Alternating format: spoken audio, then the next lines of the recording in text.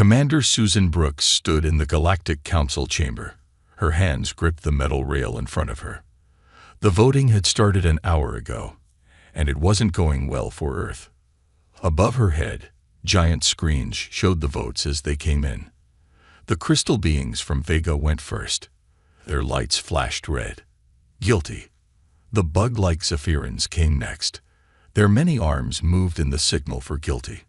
One by one, every alien species in the galaxy voted the same way. Susan watched as more red lights filled the screens. The fish people from the water world of Aquarius voted guilty. The floating gas clouds from Jupiter's moons voted guilty. Even the peaceful plant creatures from the forest planet voted against humanity. Lieutenant Paul Harrison stood next to Susan. He was younger and couldn't hide his anger as well as she could. "This isn't fair," he whispered. "What crime did we commit? Being too loud. Building things too fast." "Quiet," Susan said softly. She had to stay calm. Earth needed her to stay calm. The council speaker floated in the center of the huge room. It looked like a giant octopus made of light. Its many tentacles moved in slow patterns as it spoke. "The voting is complete. All 212 member species have cast their votes." The room fell silent. Thousands of aliens from different worlds watched from the gallery seats. Some had scales, some had fur, some were made of rock or energy. But they all looked at the two humans with the same expression, relief that the dangerous species would finally be contained. Earth stands accused of aggressive expansion, reckless technological development, and disturbing the peace of our galaxy. The speaker continued. Its voice sounded like wind chimes in a storm. "The verdict is unanimous. Guilty on all charges." Susan felt Paul tense beside her. She put a hand on his arm. "Not yet. Let them finish. The sentence is exile," the speaker announced. "Earth and all human colonies must withdraw from galactic space. You have one standard cycle to remove your species from all territory outside your home system. Any humans found in council space after the deadline will be arrested. One standard cycle. 6 months in Earth time." Susan did the math quickly in her head. Humanity had colonies on 43 worlds, space stations around 100 more, mining operations, research bases, trade posts scattered across thousands of star systems. How could they move 3 billion people in 6 months? The speaker wasn't finished. "During the evacuation period, human ships will be monitored. Any aggressive action will result in immediate military response. The jump gates to Earth will be sealed once the evacuation is complete. This exile is permanent." Now Paul couldn't hold back. "You're condemning us to die. Earth alone can't support our population anymore. We need those colonies for food, for resources." Susan squeezed his arm harder. "Thank you for clarifying the terms," she said, her voice steady and clear. "The people of Earth accept the Council's decision. We will begin preparations immediately." The silence that followed was deafening. Aliens shifted in their seats, tentacles twitching, scales rustling. They had expected arguments, threats, maybe even violence. Humans were known for their emotional responses. This calm acceptance felt wrong. The Altarian ambassador, a tall being made of blue crystal, leaned forward. "You accept." Without protest. Susan turned to face the gallery. 3 billion humans were watching this moment through quantum communicators. Earth's colonies, its ships, its space stations. Everyone was waiting to hear what she would say.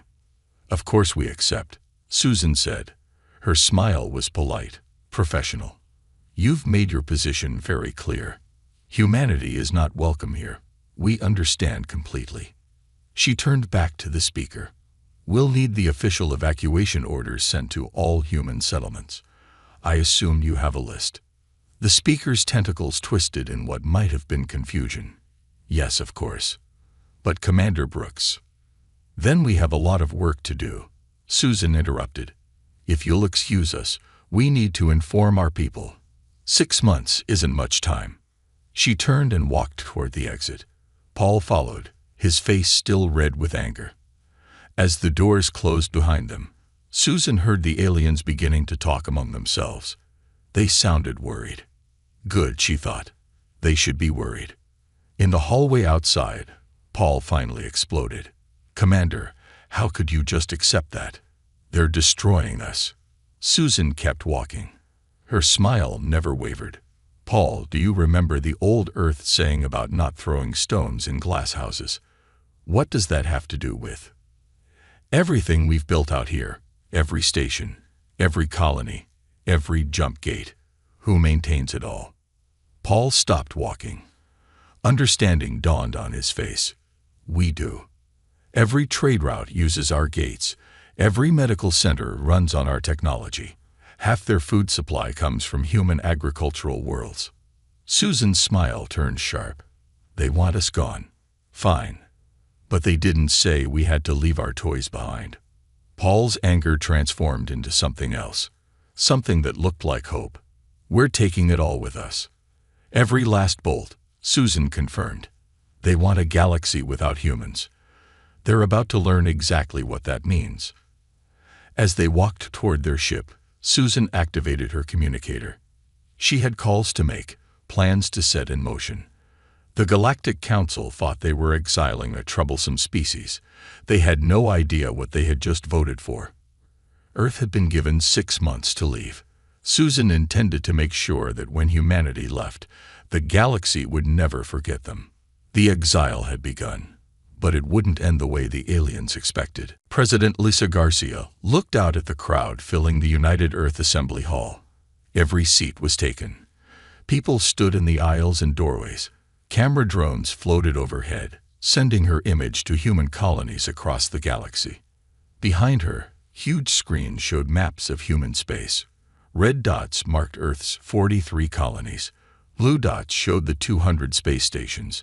Yellow dots marked the thousands of mining operations and research bases. So many dots, so many homes. My fellow humans, she began. Her voice was calm but strong. 3 days ago, the Galactic Council voted to exile us from their space. They gave us 6 months to leave. The crowd stirred but stayed quiet. They had all watched Commander Brooks accept the verdict. They knew this moment was coming. They think they're punishing us. Lisa continued. They think we'll crawl back to Earth with our heads down. They think we'll abandon everything we've built and disappear quietly. She paused and smiled. It wasn't a nice smile. They're wrong. The screens behind her changed. New images appeared. Massive transport ships, bigger than any ever built. Construction robots working around the clock. Entire cities being carefully taken apart and packed into containers. I'm announcing Operation Exodus, Lisa said. We're not abandoning anything. We're taking it all with us. Every building, every machine, every grain of soil from our terraformed worlds. If they want us gone, we'll go. But we're not leaving them a single atom of human achievement. The crowd erupted. People cheered, cried, hugged each other. The sound was deafening. Captain Kevin Martinez watched the president's speech from the bridge of his ship, the Northern Star. Through the windows, he could see New Phoenix below, humanity's first colony outside the solar system. The city sprawled across the continent, home to 50 million people. Captain, we're getting the evacuation orders, his communications officer reported. Kevin nodded. Put them on the main screen. The orders were simple but shocking. Don't just evacuate the people. Take everything. Buildings, roads, power plants, even the topsoil from the farms. Leave nothing behind. Sir, that's impossible, his first officer, Janet Williams, said. How do we move an entire city? Kevin studied the plans that came with the orders. We don't move it. We take it apart piece by piece. Look, they're sending us construction drones, matter converters, molecular storage units. Everything goes into these new transport ships they're building. Janet whistled softly. They're really doing it. They're stealing our colonies back. Not stealing, Kevin corrected. It was always ours. We built it. We maintained it. Now we're taking it home. In the engineering section of Space Station Alpha, Chief Engineer Ryan Cooper worked with his team to understand their new orders. The station orbited a major trade hub where dozens of alien species met to exchange goods. "Okay, people, listen up," Ryan said to his mixed human and alien crew. "Earth wants us to start disconnecting our systems from the alien sections of the station." Talk, an insect like Zephyrin, raised one of his forearms. "But the human systems run everything. Life support, gravity, power generation. Without them, the alien sections won't function." Ryan shrugged. "Not our problem anymore. They wanted us gone, remember. We're just following orders." The human crew members exchanged knowing looks. The aliens looked worried. Over the next weeks, the galaxy watched in growing alarm as humanity began the largest migration in history. The new transport ships were engineering marvels. Each one could hold an entire city, broken down and stored in compressed matter fields. On Harvest, the galaxy's biggest agricultural world, massive machines worked day and night. They scooped up the rich farm soil that humans had spent decades perfecting. They carefully dug up every fruit tree, every vegetable plant. They drained the lakes and packed up the water purification systems. The Etherian observer sent to monitor the evacuation floated next to Farm Director Sarah Kim. Its ghostly form flickered with distress. "You're taking the dirt?" it asked in disbelief. But this is a living world. You can't just watch us," Sarah said cheerfully. "This soil has Earth bacteria in it, Earth nutrients. It's ours." Your council was very clear. They want everything human gone. We're just being thorough. She pointed to the massive excavators. "Don't worry. I'm sure the bedrock underneath will grow food just fine. Maybe in a few thousand years." The same scene played out across human space. Factories were dismantled bolt by bolt. Hospitals were packed up, including all the medical equipment and research data. Schools vanished overnight, taking their libraries and databases with them. But the real shock came when humans began dismantling the jump gate network. Admiral Julia Chung supervised the operation from the command station. The jump gates were huge structures that created artificial wormholes between star systems. Humanity had built most of them. "Gate 7 is ready for breakdown," her engineer reported.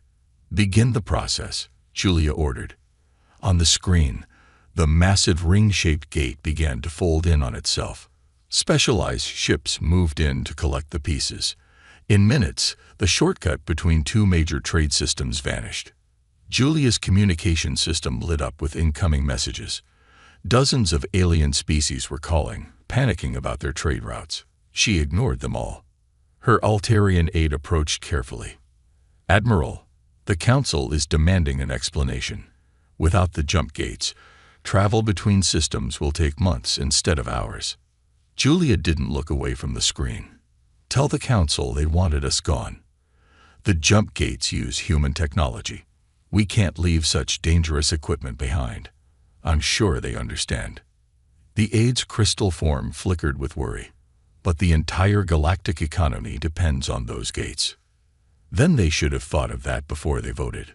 By the end of the first month, the scope of humanity's departure was clear. They weren't just leaving. They were erasing every trace of their presence. And the galaxy was beginning to realize what they had done. Ambassador Kyle Thompson walked into the Galactic Council meeting room with a smile on his face. The alien delegates had called this emergency session after 2 months of human evacuation. They looked worried. Kyle liked that. The council speaker's tentacles moved nervously as Kyle took his seat. Around the table, representatives from dozens of species watched him carefully. "Ambassador Thompson," the speaker began, "we've called this meeting to discuss certain concerns about your evacuation procedures." Kyle leaned back in his chair. "Oh, is there a problem? We're leaving as requested. Actually, we're ahead of schedule." The vegan representative's crystal body flashed red. "You're dismantling the jump gates." "Yes," Kyle nodded. "Human technology. Very dangerous in the wrong hands. You said so yourselves during the trial. But the trade routes. A furry Centauran started. Will still exist, Kyle interrupted smoothly. Ships can travel between stars the old-fashioned way. Takes a few months instead of a few hours, but I'm sure you'll adapt. The room erupted in angry voices. Tentacles waved, scales rattled, energy beings flickered. Kyle sat calmly through it all, that same polite smile never leaving his face. Furthermore, the Regelian delegate screeched, "Your people are removing infrastructure from mixed-species colonies. Hospital equipment, power generators, water systems. All human-designed and built," Kyle said. "We have the receipts if you'd like to see them." The Etherian ambassador floated forward. "What about the medical facilities? Half the galaxy relies on human doctors and human medical technology." Kyle's smile widened. "We're very touched by your concern. Don't worry. We're leaving you detailed instructions on which local plants can be used for basic remedies. Very traditional. Very safe." "This is outrageous." The Zephyran representative's forearms waved frantically. "You're destroying galactic civilization." "No," Kyle said, his voice suddenly sharp. "We're removing human civilization. You voted for this. We're simply being thorough." On the mining world of Drax 7, Operations Manager Carol Foster supervised the final shutdown. The planet was ugly, nothing but rocks and mining tunnels. But those tunnels held the galaxy's largest deposits of trilithium crystals, the power source for most advanced technology. Carol watched her crews carefully pack up every piece of mining equipment. Massive excavators folded into impossibly small storage units using human compression technology. Kilometer-long conveyor systems vanished into transport containers. The Altarian overseer approached her, his blue crystal form pulsing with anxiety. "Ms. Foster, surely you're leaving the extraction systems. The galaxy needs these crystals." Carol checked her tablet. "Sorry, but these are all human systems. The drills, the processors, the safety equipment, all ours. But without them, how will we mine the trilithium? The old-fashioned way, I guess. Picks and shovels. Though I wouldn't recommend it. Trilithium is pretty toxic without proper handling equipment." She pointed to the nearest tunnel. "We're also collapsing most of the mine shafts. Safety reasons. Can't leave dangerous holes in the ground." The Altarian's glow dimmed. "You're sealing away the crystal deposits."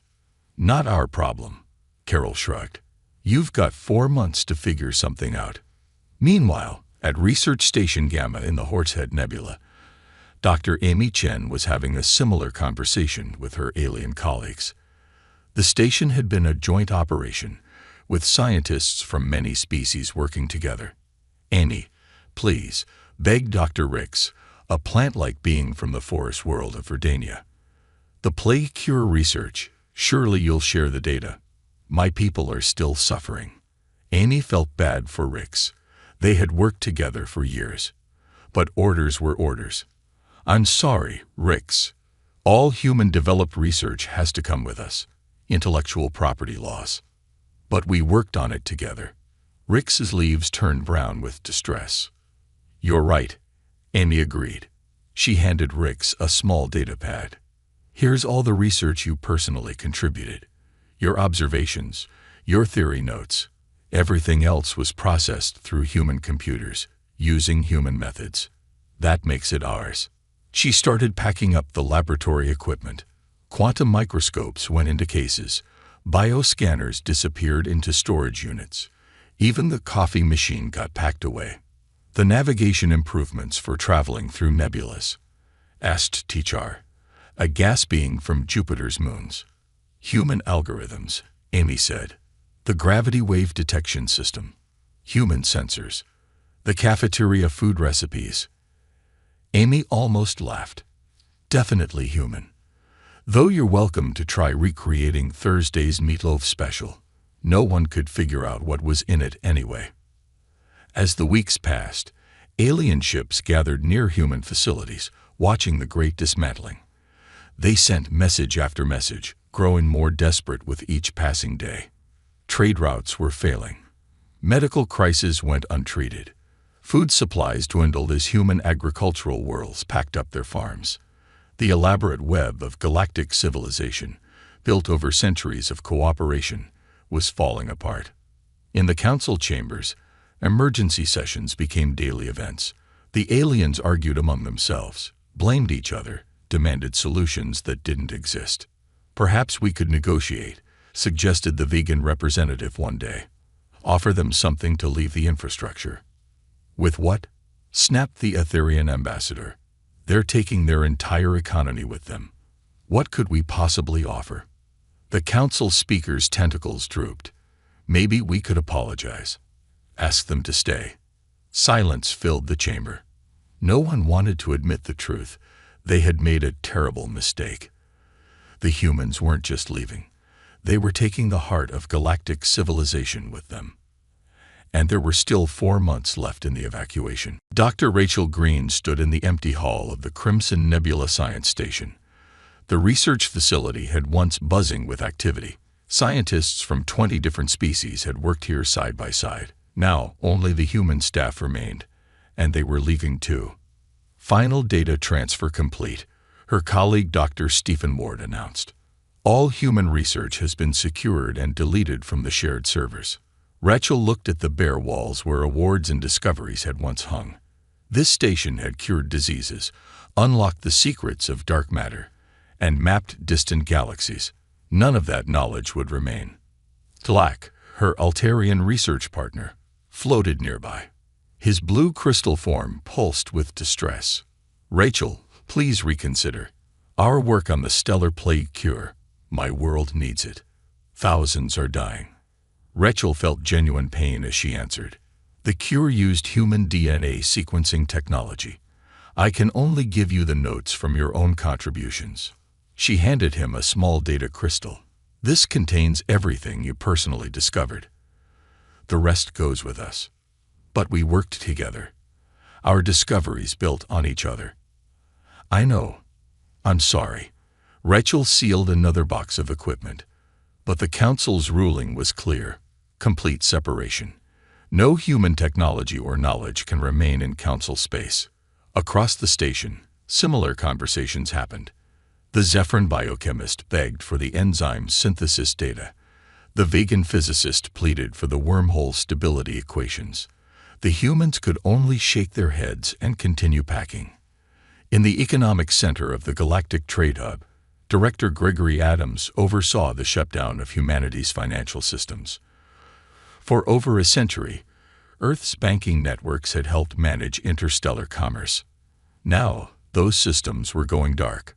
Sir, I'm getting urgent calls from 17 planetary governments, his assistant, Lisa Park, reported. The Centauri Commonwealth says their entire pension system will collapse without our investment algorithms. Gregory didn't look up from his work. Not our problem. Transfer all human-owned assets to the Exodus accounts. Cancel all loan guarantees. Void all insurance policies. But, sir, that will crash their economies. They should have considered that before exiling their economic partners. Gregory typed in another command. Make sure every human credit, every investment, every piece of our financial infrastructure leaves with us. On the agricultural research station above Harvest Prime, Dr. Patricia Wilson supervised the extraction of humanity's greatest agricultural achievements. The station had developed crops that could grow in alien soils, creating food security for dozens of worlds. Her Draxi colleague, Vorton, watched in horror as robots packed away seed banks. Dr. Wilson, without those hybrid grains, my planet will face famine. Our entire agricultural system depends on human-developed crops. Patricia paused in her work. She liked Vorton. They'd worked together for years. I'm leaving you the native plant samples you contributed, but the hybrids, the gene modifications, the growth accelerators, those are human innovations. Billions will starve. Then your government should have voted differently. Patricia sealed another container. I'm sure the mighty Draxi can figure out farming. You did it before humans arrived. That was 1,000 years ago. We've forgotten the old ways. Patricia's expression hardened. Then I suggest you remember quickly. The knowledge drain accelerated. Libraries closed as humans downloaded and deleted their contributions. Technical schools shut down as human teachers departed with their curricula. Research databases went dark as human-generated data was removed. Dr. Alan Cruz managed the shutdown of the Galactic Medical Academy. The institution had trained doctors from every known species, sharing human medical knowledge freely. Now that generosity was ending. Professor Cruz, the Academy's Etherian administrator, pleaded, "Surely the medical textbooks can remain. They save lives across the galaxy." Alan looked at the empty shelves where medical texts once stood. Those books were written by human doctors, based on human research. We're taking them home. What about the surgical techniques? The diagnostic procedures? Human innovations? Sorry. Alan packed the last box. Unsure your species' traditional medicine will suffice. You managed before we arrived. The administrator's gaseous form churned with anxiety. We've integrated human medicine so completely. Without it, our healthcare will collapse. Democracy has consequences. Alan replied. Your people voted. This is the result. By the 4th month, the full scope of humanity's importance became clear. They hadn't just been members of galactic society. They'd been its backbone.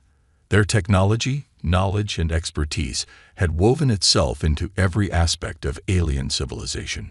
On Earth, President Garcia received constant messages from alien governments begging for mercy. Trade deals were offered. Apologies were made. Some even suggested reconsidering the Exile vote. But it was too late. The great dismantling continued. Humanity packed away its gifts to the galaxy, piece by piece. The aliens had demanded separation, and they were getting it. Completely, thoroughly, and devastatingly. In the council chambers, representatives met in confusion and fear. Without translators, they couldn't communicate. Without human advisors, they couldn't solve the growing crisis. Without human technology, their civilizations were beginning to crumble. They had voted to exile Earth, believing humans were the problem. Now they were discovering that humans had been the solution all along. Admiral Nathan Torres stood on the bridge of the Earth ship Exodus, the largest vessel ever built by human hands. Through the massive windows, he could see humanity's great fleet gathering. 10,000 ships carrying 3 billion people and everything they had built among the stars. Status report, he commanded. Captain Diana Rodriguez stepped forward. All civilian ships are accounted for, Admiral. The industrial vessels have completed their collection runs. The mobile habitats are powered and ready. Nathan nodded. It was time for the final phase. Begin Operation Dark Sky.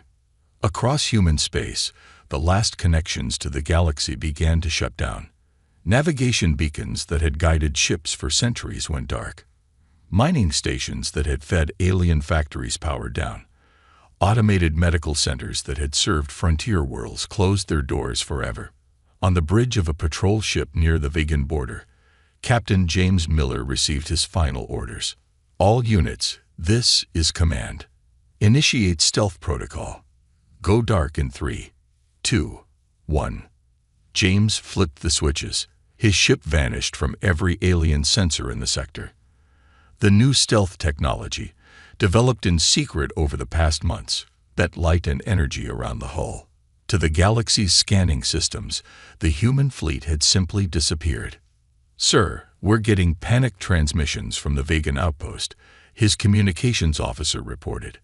They're reporting system failures, lost contacts. Ignore them. We're ghosts now. James watched as more human ships vanished from the screens.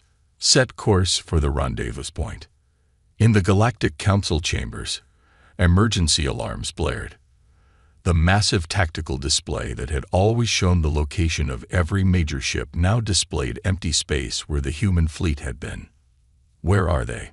The Regelian delegate's tentacles whipped in agitation. 3 billion humans don't just disappear. The Etherian flicked between scanner readings. Our sensors show nothing. It's as if they never existed. The Zephyrin military commander shuddered nervously. Their entire fleet is gone. Cargo ships, military vessels, even the colony transports, all invisible. On the medical station Haven, Dr. Jennifer Blake finished the last shutdown procedure. The station had served the frontier worlds for 50 years, providing emergency care to anyone who needed it.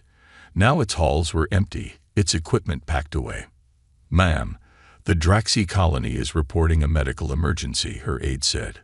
"Their outbreak is spreading. They need our help." Jennifer looked at the dark screens, the empty beds. "We're no longer authorized to provide assistance to Council species. Our mission here is over." She walked to the escape pods where the last human staff waited. As their pod launched, the station's lights went out one by one. Another human gift to the galaxy, gone dark. The transportation network felt the loss next. Jump gates failed as their human-built control systems shut down. Ships found themselves stranded between stars. Trade routes that had taken hours now required months of conventional travel. Admiral Kraft of the Collective Fleet watched helplessly as the jump gate before him flickered and died. "Can we repair it?" His engineer's feathers drooped. "The control systems are encrypted with human codes. Without their technicians, we're stuck." Kraft looked at the star charts. What had been a 2-day journey to the home world would now take 8 months. His supplies wouldn't last 3.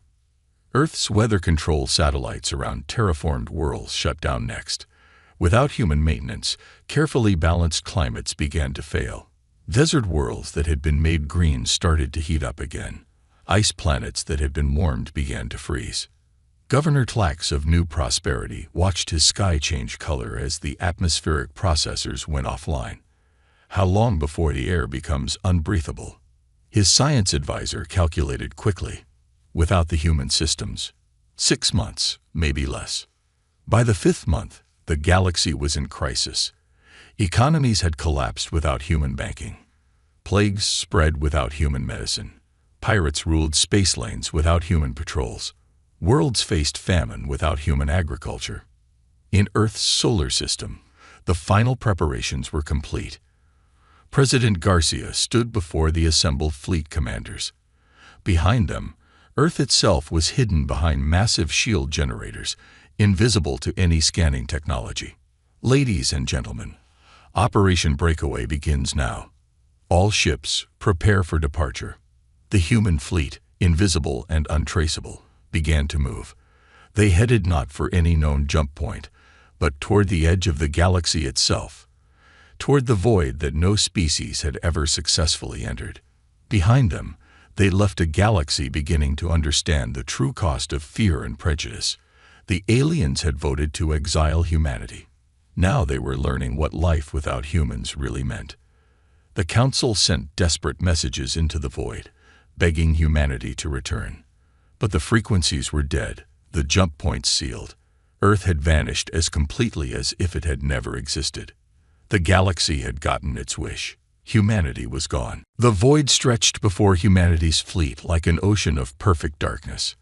No stars shone here. No planets circled. It was the empty space between galactic arms that every species said was impossible to cross. Dr. Charles Yang stood in the observation deck of the science vessel Horizon.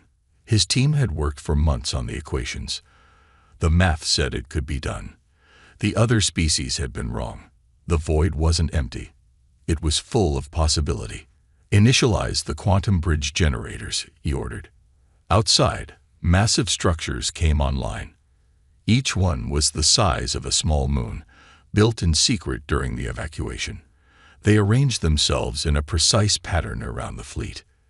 "Energy levels are stable," reported Dr. Nina Patel, his second in command. "The quantum field is forming." Charles watched the instruments carefully. They were about to attempt something no species had ever managed, creating a stable pathway through the void.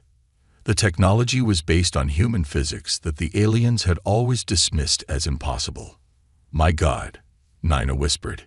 "It's working." Before them, space itself began to bend. A tunnel of twisted reality formed, leading deep into the darkness.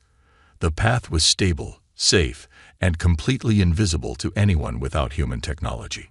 On the command ship, Admiral Torres received the confirmation. All vessels, prepare for void entry.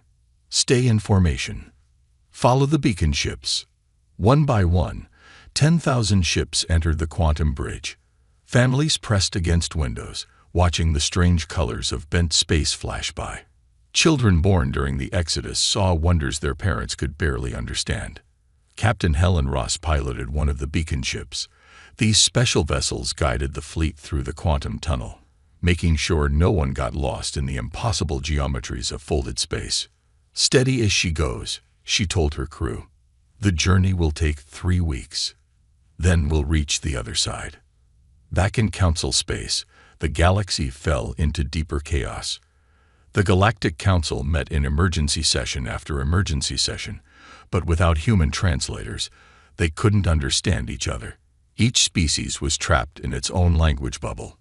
The vegan representative held up a tablet showing economic charts. All red, all falling. The wealth of entire systems was evaporating without human banking systems. The Zephyrin delegate displayed images of dying crops. Without human agricultural science, food supplies were failing on 100 worlds. The Etherian flickered with reports of spreading diseases. Without human medicine, old plagues were returning, and new ones couldn't be stopped. But worst of all were the messages from frontier worlds. Without jump gates, without patrols, without communication networks, entire civilizations were being cut off from each other. The galaxy was fragmenting into isolated pockets. 3 weeks later, humanity's fleet emerged from the void into a new galaxy. The first thing they saw took their breath away. 3 suns dancing together, their combined light painting space in colors no human had ever seen. Scans showed 12 habitable worlds in this system alone, reported the survey team. No signs of advanced civilization. It's all ours. President Garcia stood on the bridge of the Exodus, tears in her eyes. We made it. We're home. The fleet spread out, each ship heading for its assigned world. The mobile habitats took up orbits. The industrial vessels began unpacking cities. The agricultural ships looked for the best places to plant Earth's stolen soil. Within days, the first human settlements were taking shape under alien suns. Children played in the light of 3 stars. Farmers tested new Earth under strange skies. Scientists studied phenomena that would have amazed their former colleagues. But the real moment of triumph came when the communication systems powered up. Madam President, the communications director reported, we're detecting signals from this galaxy. 3 species, all primitive, all curious about us. Garcia smiled. Open channels. Let's introduce ourselves properly this time. The first contact was with a species that looked like Earth's dolphins, but lived on land. They were friendly, eager to learn, excited about the new neighbors who had appeared from nowhere. You came from another galaxy. Their leader asked through the newly calibrated translators. How is that possible? We'll be happy to share our knowledge. Garcia replied. We believe in cooperation, in mutual benefit. But first, let us tell you about ourselves, our history, our hopes for the future. As humanity began making friends in their new home, their old galaxy continued to struggle. The Council tried desperately to re-establish contact with Earth, but it was impossible. The humans had vanished so completely that some species began to wonder if they had ever existed at all. Only the failing systems, the silent jump gates, and the empty worlds remained as proof that humanity had once been there. The galaxy had exiled Earth. Now they were learning that some decisions couldn't be taken back. In their new home, humanity thrived. They built cities under triple suns, made friends with species who welcomed them, and created a future where fear and prejudice had no place. They had been pushed from their first home, but in trying to cage humanity, the galaxy had only set them free to find a better one. 6 months had passed since humanity disappeared. The Galactic Council chamber was a shadow of its former glory. Paint peeled from walls. Lights flickered and died. Without human maintenance, even the mighty council building was falling apart. The speaker floated at the center, its tentacles drooping with exhaustion. The few representatives who could still travel to the capital sat in worried silence. Most couldn't make the journey anymore. The jump gates were dead, and conventional travel took too long. Trade in Sector 7 has completely stopped. The Rigelian delegate reported through a crackling translator. The device was alien-made, poor quality compared to the human version. Without jump gates, our merchant ships can't reach their destinations. The vegan representative's crystal form had lost its shine. Medical emergency on 12 of our worlds. The plague is spreading. Our doctors don't know how to stop it without human research. The Zephyrin clicked its mandibles sadly. Food riots on our outer colonies. The crops are dying. We tried to plant our old native species, but we've forgotten how to grow them. Every report was the same. Systems failing. Economies crashing. Diseases spreading. Worlds starving. The great galactic civilization was crumbling like sand.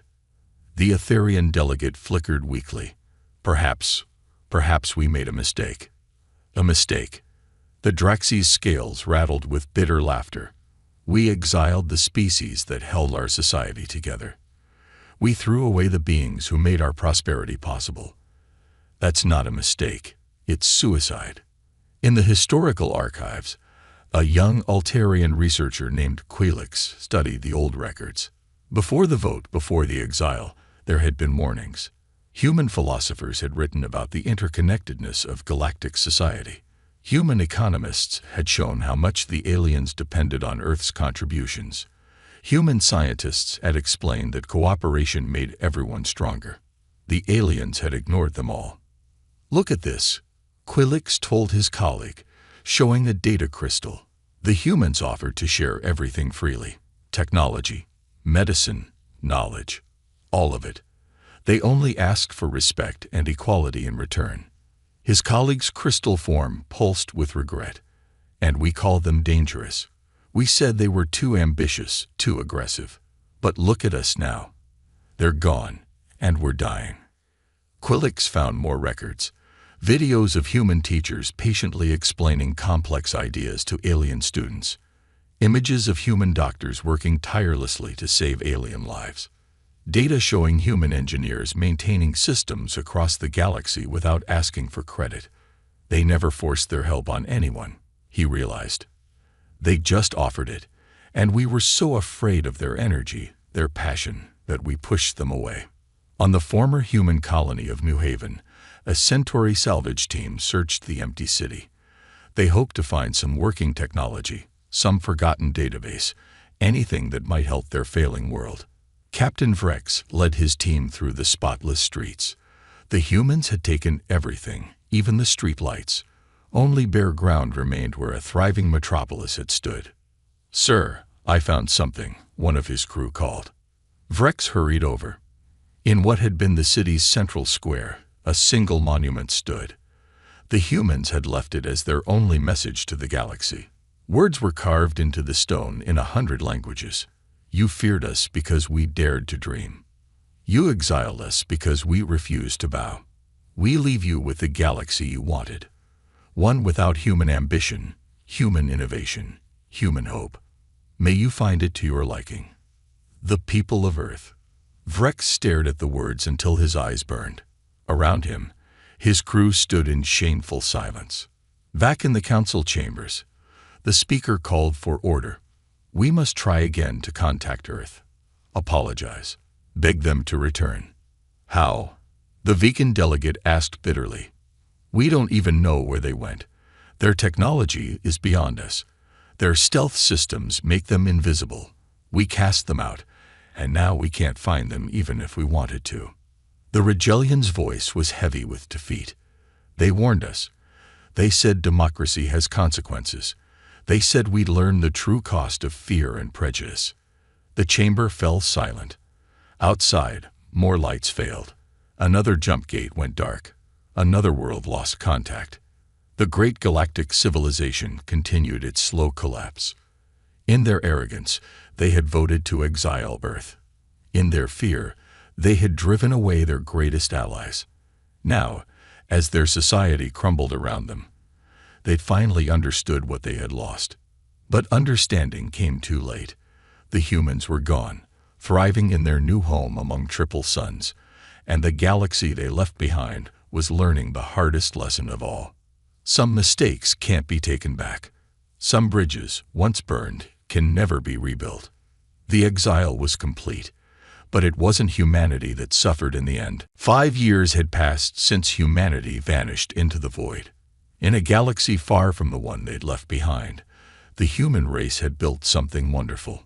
President Lisa Garcia stood on the observation deck of Terra Nova Station. The view still took her breath away. 3 suns danced in the sky, one blue, one yellow, one orange. Their combined light painted 12 human worlds in colors never seen on Earth. "Madam President, the Shimmers are here for the trade meeting," her aide, Robert Chu, announced. Lisa smiled. The Shimmers were the dolphin-like creatures humanity had met first. They'd become fast friends and eager trading partners. Unlike the old galaxy, these beings saw humans as equals from the start. In the farming valleys of New Eden, children played under the triple sunrise. Maria Santos watched her daughter pick fruit from trees that had been carefully transplanted from Earth. The soil they'd taken from their colonies had mixed with local Earth, creating something new and beautiful. "Mama, why did the mean aliens make us leave?" little Sophia asked. Maria knelt beside her daughter. "They were afraid of us, sweetheart. Afraid because we were different. But their fear led us here, to a better home." "I like it better here," Sophia decided. "We have 3 suns and nice alien friends." Above them, construction crews worked on humanity's newest project. Jump gates were rising again, but these were different. They had safeguards, protections, and a new rule.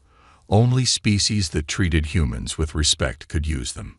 Admiral Nathan Torres, now head of the Exploration Corps, met with the Council of 3 Suns, the democratic body that governed humanity's new home. "We've made contact with 2 more species in the outer systems," he reported. "The Crystal Weavers and the Clouddancers. Both are interested in trade and cultural exchange." "What's our approach?" asked Council member David Kim. "Same as always. Open hands, open minds. We share knowledge freely with those who see us as equals." Nathan smiled. "But this time, we keep safeguards. We've learned our lesson about one-sided relationships." In the science labs of New Horizon University, Dr. Charles Yang taught a mixed class of humans and shimmers. The alien students floated in water-filled tubes while humans sat at desks. Universal translators, better than the old ones, let everyone understand perfectly. "Today we'll study quantum bridge mechanics," he announced. "This is the technology that brought us here. That let us cross the void everyone said was impossible." A young shimmer raised a flipper. "Professor, will humans share this technology with us?" "Of course," Charles replied. "But remember our agreement. Knowledge is shared among equals. As long as we respect each other, we grow together." In the new capital city of Trinity, President Garcia met with Ambassador 3 Ripples of the Shimmers. The alien skin patterns shifted with emotion as they discussed their latest project. "The medical exchange program is working wonderfully," 3 Ripples reported. "Your doctors are learning our healing songs. Our healers are studying your surgery techniques. Together, we've already cured 2 diseases." "This is how it should be," Lisa said. "Different species, different strengths, working together as equals." Through her window, she could see children playing in the parks, human children and young shimmers splashing in the fountains together. No fear, no prejudice, just joy. 10-year-old Tommy Chen, born during the Exodus, had never known Earth. To him, home was this place of 3 suns and friendly aliens. He played with his shimmer friend, Bubble Singer, creating art that mixed human drawing with alien light patterns. "My teacher says humans came from far away," Bubble Singer said. "Is it true you had only 1 son?" "That's what my mom tells me," Tommy replied. And the aliens there were mean. They didn't want to be friends. "That's silly," Bubble Singer decided. Being friends is the best part. As the sun set in their complex dance, humanity's new worlds glowed with life and hope. Cities grew, trade flourished, knowledge flowed freely among species that respected each other. Lisa Garcia stood in her office, looking at an old photo of Earth. She felt no anger toward the galaxy that had exiled them. In trying to cage humanity's spirit, they had set it free. In pushing humans away, they had pushed them toward something better. A child's laughter drifted through her window. Human and alien voices mixed in play. This was humanity's future, not as exiles, but as builders of something new. Not as outcasts, but as the heart of a young alliance based on mutual respect. She touched the photo gently, then put it away. Earth would always be humanity's birthplace. But here, under three suns, among friends who saw them as equals, humanity had found its true home. The galaxy had voted to exile Earth. In the end, they had done humanity the greatest favor possible. They had set them free to find their destiny among the stars.